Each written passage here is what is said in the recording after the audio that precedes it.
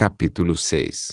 Pensamento crítico. Você já pensou que o pensamento crítico poderia ajudá-lo a ser objetivo? Na verdade, pode. Para avaliar isso, tenha em mente o fato de que sempre que estiver envolvido com pensamento crítico, você não responderá algo instantaneamente. Em vez disso, quando ouvir algo, seja uma pergunta ou uma afirmação, você vai se certificar de que ouviu direito. Então você irá prosseguir para avaliar o que isso poderia significar no contexto em que for dito. Só então você estará pronto para tomar uma decisão, dependendo se é algo em que você pode acreditar ou se relacionar ou não. O que você acabará vendo é que, depois de avaliar todas as diferentes seções do que ouviu, e ter tido a oportunidade de consolidar os diferentes significados, a conclusão a que chega normalmente é razoável e objetiva.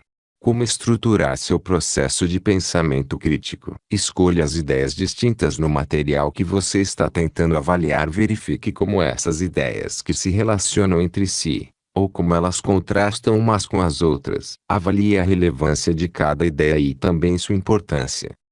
Identifique os argumentos distintos do material que você possui e avance para avaliar o quanto cada um deles pesa. Agora crie argumentos que demonstrem até que ponto você concorda com argumentos específicos, conforme apresentados, e também veja até que ponto você difere com qualquer uma das ideias ou argumentos.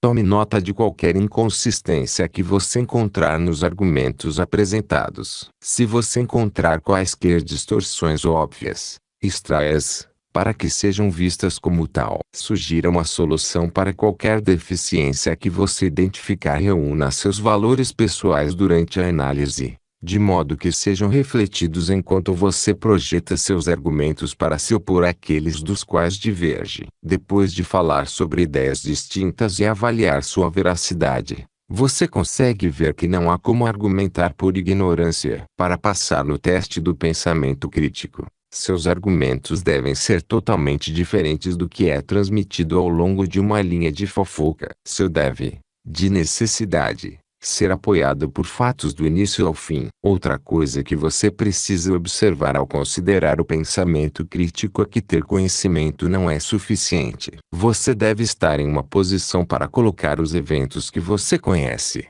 e outros fatos que você conhece, em um arranjo lógico, e você precisa estar bem claro de que ponto você está colocando, onde há razão para isso. A questão é que aqui, em seu pensamento crítico, você precisa ter competência para analisar dados e problemas reais de uma maneira que dê sentido às informações que você possui. Uma vez que você seja capaz de colocar o que sabe na perspectiva certa, o conhecimento que você possui pode servir a uma causa mais superior. Porque o pensamento crítico é importante. Como você acabou de ver, seu pensamento crítico ajuda a contribuir para uma causa maior usando o conhecimento que possui. Agora você pode examinar os pontos a seguir para ver como esse processo ajuda. Você deve notar quaisquer argumentos que não tenham base. Você começa a notar quaisquer falácias contidas nas informações. Você começa a apresentar argumentos objetivos. Você pode fortalecer quaisquer argumentos objetivos já apresentados com fatos adicionais. Você tem a chance de reforçar os bons argumentos com argumentos lógicos. Você tem a chance de contribuir positivamente para as tarefas que considera construtivas. Você tem oportunidade de melhorar as teorias existentes. Você tem oportunidade de melhorar o modo de operação em vigor. Você tem oportunidade de modificar a forma como as instituições funcionam e de aumentar seus pontos fortes. Em essência, portanto, sempre que o seu conhecimento for necessário e for importante que ele seja analisado e avaliado com objetividade, o pensamento crítico é útil. O pensamento crítico atrapalha a criatividade? Não importa. Pelo contrário, muitos pensadores críticos são adeptos de pensar além da norma, além da superfície, além do escopo que as pessoas comuns podem pensar ou, essencialmente, pensar fora da caixa. Ou seja, sem dúvida, ser criativo, inovador e provavelmente até aventureiro com sua imaginação. Em suma, o fato de que você é solicitado a usar a lógica ao pensar criticamente não o desqualifica para ser criativo. O que você não pode se dar ao luxo de ser, mesmo com sua imaginação trabalhando livremente. É imprudente. Em vez disso, você avalia os pontos e, se eles não fizerem sentido nas circunstâncias, você os deixa ir. Frutos do pensamento crítico X. Racionalizando o pensamento. Simplificar o que se pretende é dar uma direção ao seu pensamento. Você perceberá como isso é importante ao considerar que, muito provavelmente, não detém o monopólio de certas informações nas quais está baseando seus argumentos. Como tal, é o que você tem como seus valores e seu nível de competência como pensador crítico que determinam o tipo de argumento que você apresenta e como esse argumento será útil para todos os envolvidos. Ou você acha que os especialistas jurídicos perdem casos porque têm informações inadequadas? Na maior parte, não é esse o caso. Frequentemente, uma das partes é melhor em pensamento crítico do que a outra, ou os valores pessoais de uma das partes estão em desacordo com os do júri e, portanto, os dois lados não podem concordar, mesmo as informações, mesmo os estatutos, mas argumentos diferentes e deduções variadas.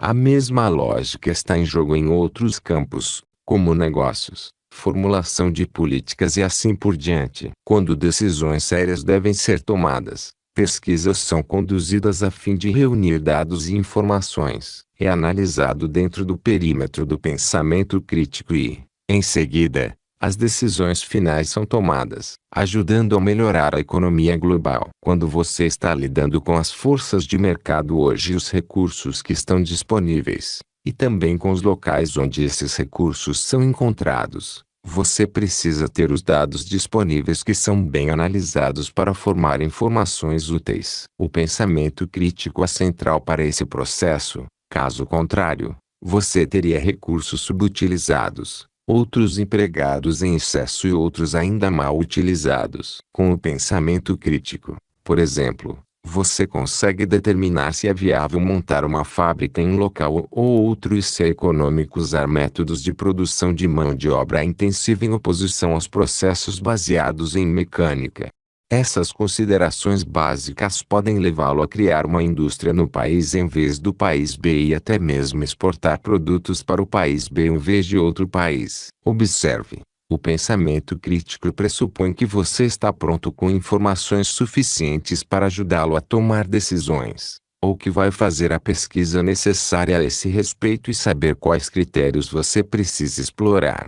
Você notou a implicação aqui de que você não usa dados brutos para sua tomada de decisão? Isso não pode acontecer quando o pensamento crítico está envolvido. Na verdade, seria muito arriscado nos negócios, na política e até mesmo na sua vida pessoal pretender usar as informações em sua forma bruta. Por isso, é importante que em grandes projetos, você tenha uma equipe de pessoas analisando as informações em mãos, e fazendo isso em um contexto adequado, para que as informações sejam bem aproveitadas. Por que mais você acha que as instituições que pensam de forma grande formam think tanks? Outra coisa que vale a pena notar é que o pensamento crítico exige que você não apenas esteja equipado com informações adequadas, mas também que seja mais amplo em seu pensamento. Esta é a era da tecnologia, lembra? E você pode aproveitar grandes oportunidades em um nível global se fizer seu pensamento crítico direito,